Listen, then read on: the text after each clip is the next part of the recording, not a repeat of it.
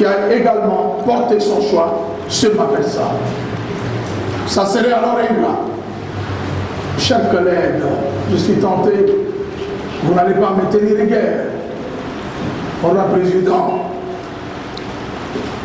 mon parti, l'Union pour la démocratie et le progrès social, qui m'a aussi accompagné pour que je sois là où je suis devant vous.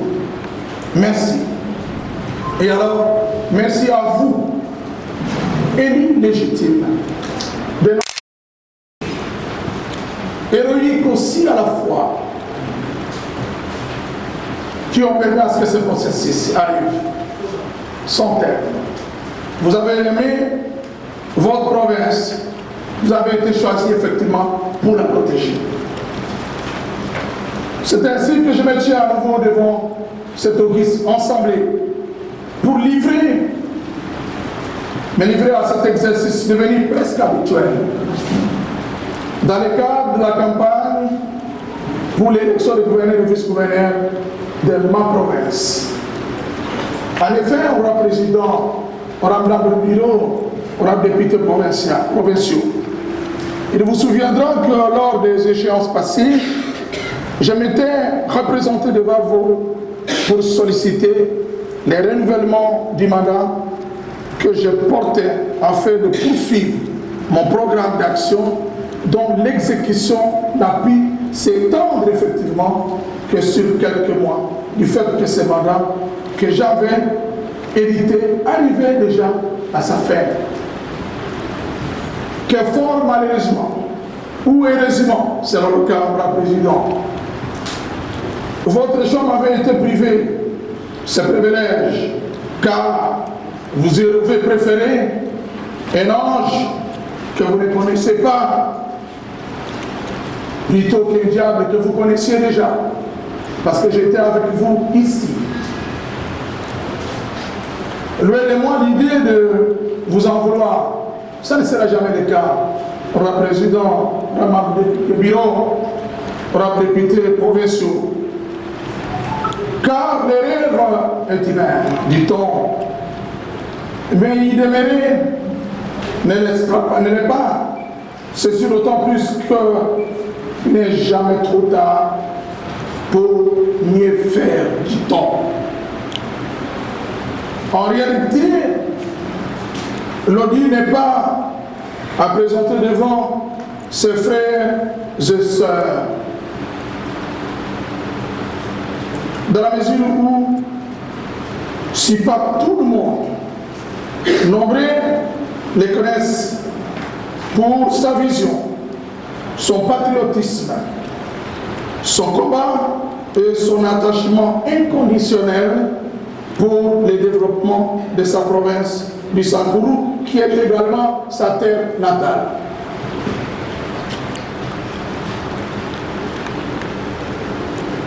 J'aurais beaucoup à dire. Cependant, mon propos peut se résumer en une phrase. La province du Sangourou s'émeut. Alors, quelle est une chance pour nous tous? À ce jour, notre chère province se fait face à plusieurs défis qui nécessitent une thérapeutique de choc que l'on ne peut pas laisser entre les mains des néophytes, des novices, ceux qui n'ont pas ou qui n'ont que peu la notion de l'État. Je vous avise, honorable député, élu légitime du peuple sankourois, tiraillé entre l'insécurité grandissante, l'enclavement quasi généralisé, un tissu économique totalement délabré et la précarité sur tous les plans, situation aggravée par des années qu'elle vient d'être renversée, caractérisée par une gouvernance aléatoire. La province du Sangourou a l'occasion de se rattraper. Vous en êtes les maîtres pour décider, honorable député provinciaux. En effet, sans minimiser les qualités intrinsèques de mes 9 challengeurs, valeureux, citoyens sans courroie, je peux modestement, on a président, on a membre du bureau, on a députés provinciaux, sans les minimiser, je peux prétendre être les seuls à avoir le diagnostic complet et la thérapeutique appropriée au monde qui ronge depuis et actuellement notre province. La thérapeutique est résumée à travers quelques piliers que dessus.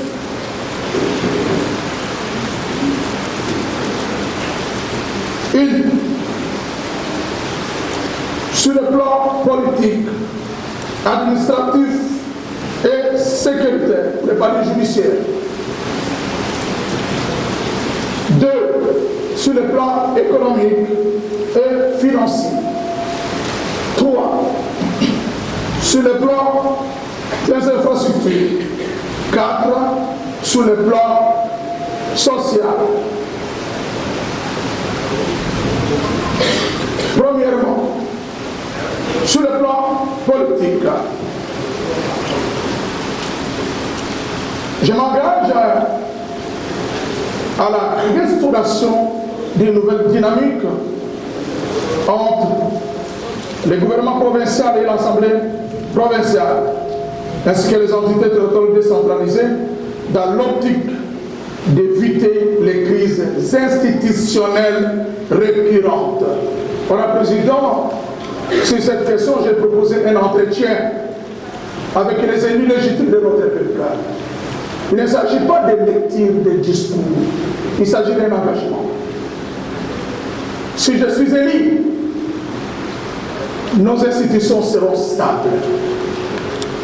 L'Assemblée provinciale, qui est la première institution, le gouvernement provincial aussi, ces 2 institutions vont vivre dans la collaboration et dans la stabilité.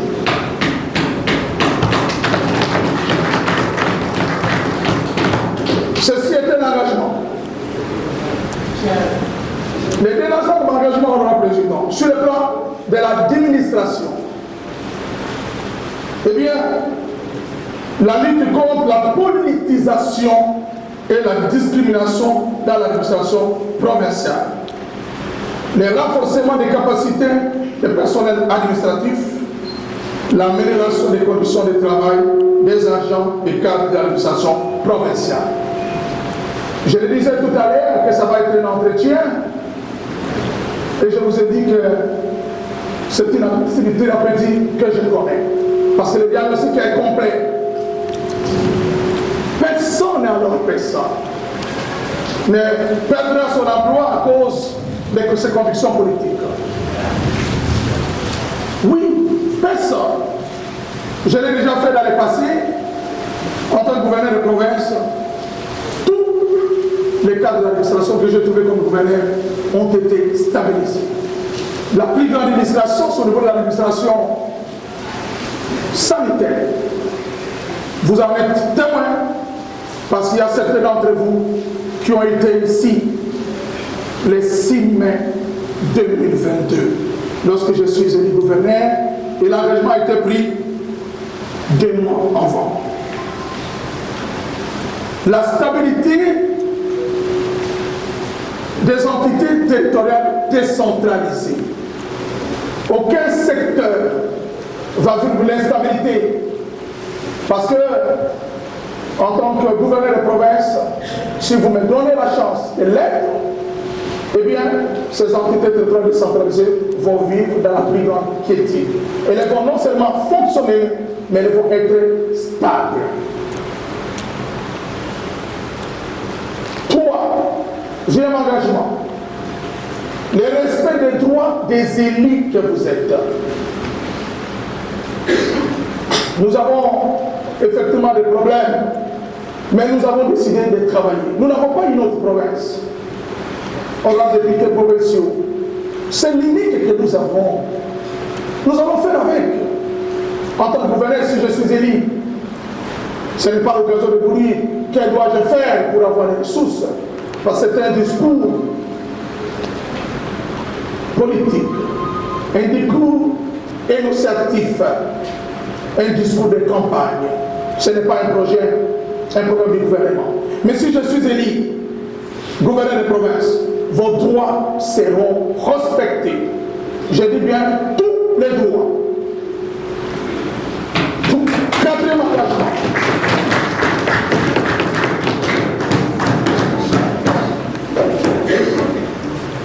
Eh bien, quatrième engagement, si je suis élu gouverneur, il n'y aura pas de tribalisme. Je m'engage à lutter contre les tribalismes.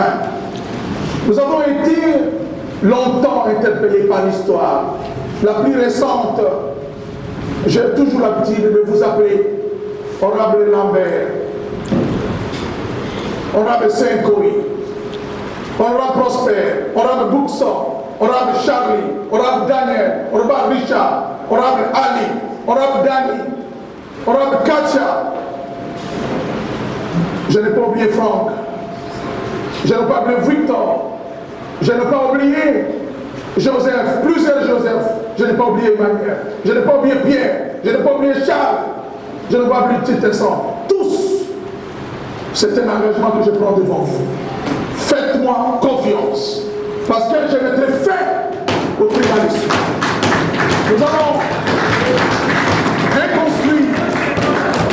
Nous allons reconstruire notre province ensemble. Eh bien, sur le plan sécuritaire,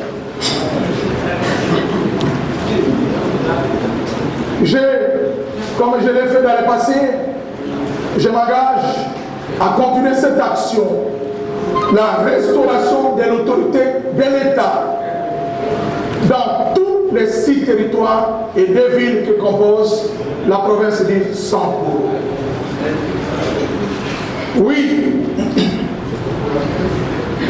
pendant mes 7 mois d'exercice du pouvoir, l'autorité de l'État était une réalité dans la province de Saint-Paul. Honorable Président, honorable du bureau, honorable députés provinciaux, vous avez été avec moi, certains d'entre vous, mais pour ceux qui vivaient au Sankourou, l'autorité de l'État était une réalité. Parti de l'Omela, des Colères, de Lodja, de Katakokombe, de l'Oubef, de l'Ossambo territoire, de l'Ossambo-ville et de l'Ombaville, toutes les entités seront sécurisées. Restauration totale de l'autorité de l'État.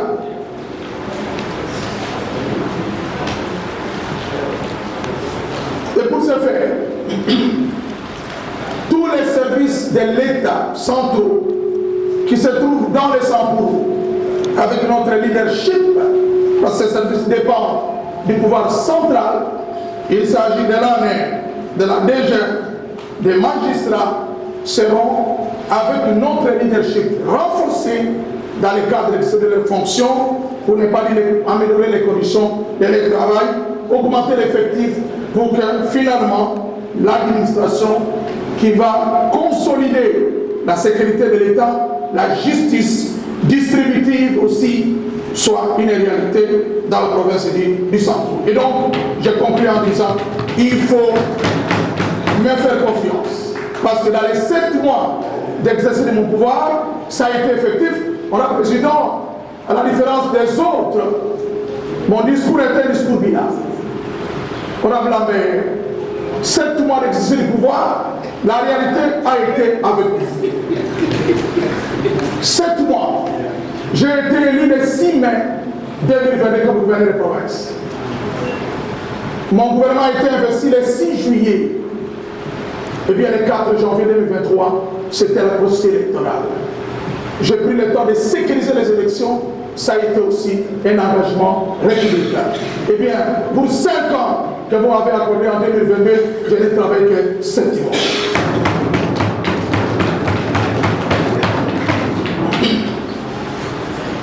Sur le plan économique, économique et financier. Eh bien, sur le plan économique, c'est l'organisation des conditions de passage de l'exploitation artisanale des mines à une exploitation industrielle dans la province du Sankourou pour une production efficiente.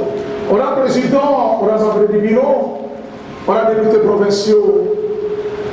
Je ne peux pas vous vendre une émission. Oui, parce que la vente d'une émission est très dangereuse en politique.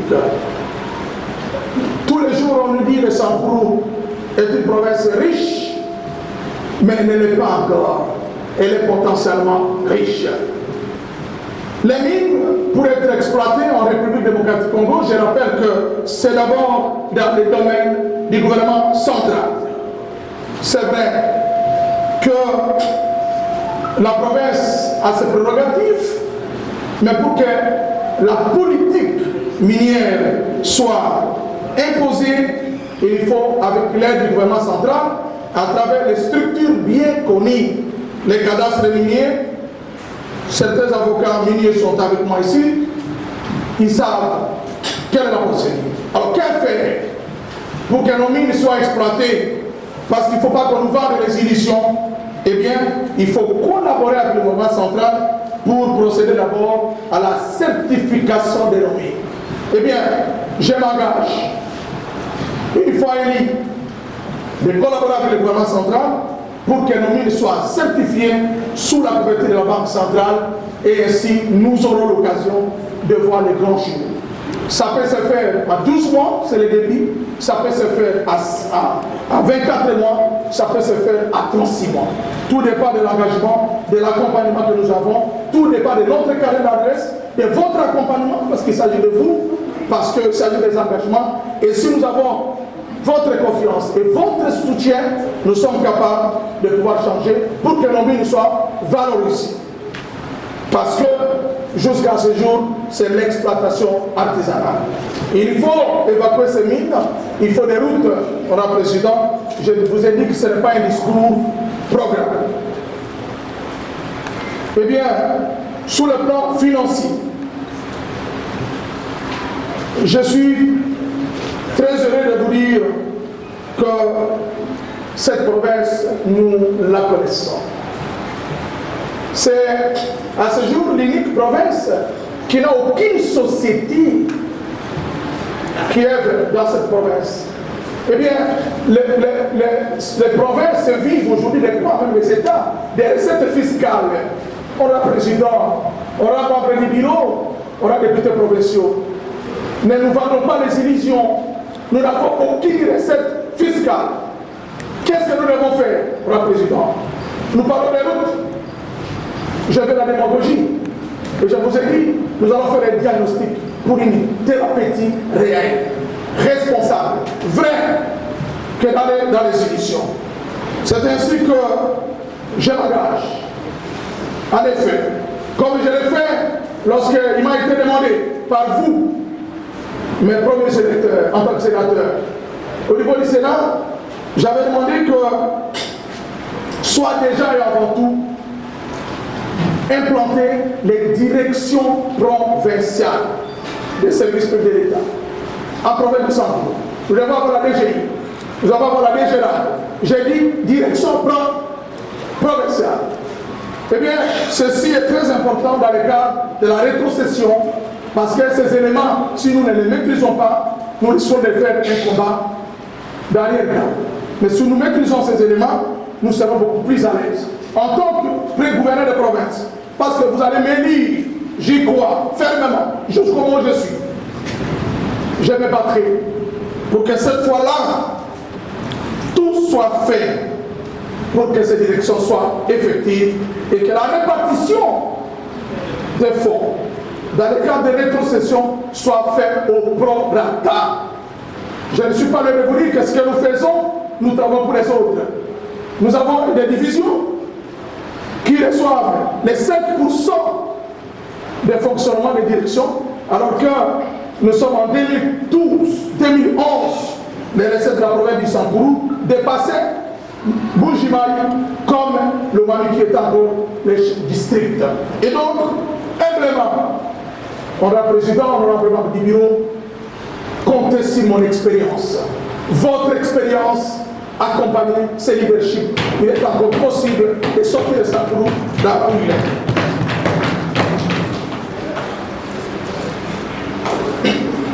Sur le plan des infrastructures, c'est important de vous rappeler que nous avons tout promis, parce que ce discours est politique, vous l'avez, c'est un discours de campagne. Ce sont des intentions qui doivent se concrétiser par les programmes du gouvernement une fois élus. Honorable Président, nous allons, avec les recettes locales, procéder à la construction de manière trop pratique de nos bâtiments historiques.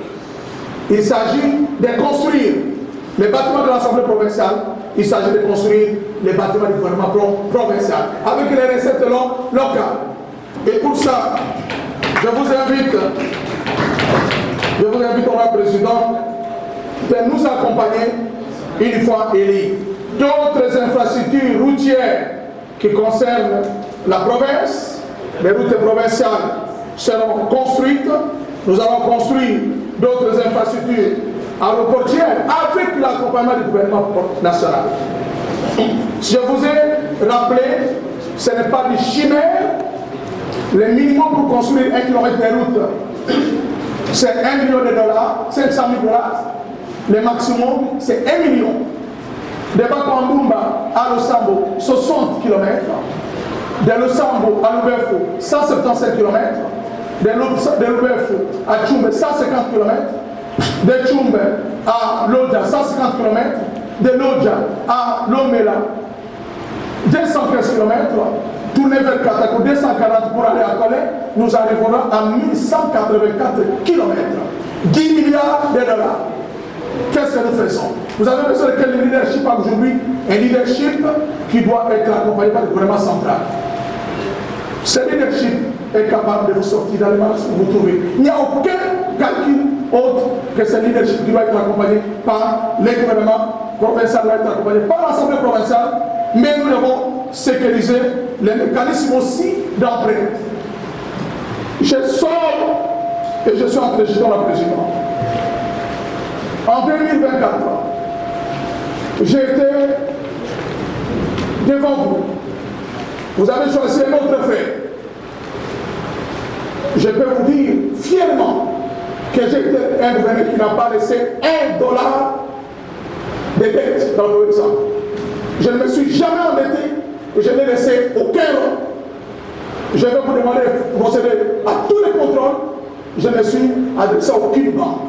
Mais cette fois-ci, je vous promets que nous sommes obligés de recourir à l'emprunt des banques. Nous devons, je propose que nous puissions avoir 100 millions de $, pour engager les travaux d'intérêt provinciaux. C'est important, ça nous garantit les mécanismes de remboursement.